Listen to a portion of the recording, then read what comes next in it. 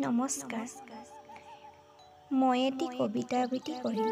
কবিতাৰ শিৰোনাম মুঠি মুঠিকৈ কাটি তোৰ ঢেকীয়াৰ আঙুলি। কবি নীলমণি ফুকন। মুঠি মুঠিকৈ কাটি তোৰ ঢেকীয়াৰ আঙুলি, আন্ধাৰৰ আজাৰত তয়ে বেচ। বাই, তোৰ কোন গাঁৱত ঘৰ? মৰেনে মানুহ তাত, ঢাপত ৰোৱনে আকন গছ, পুখুৰীত জীয়াৱনে মাছ।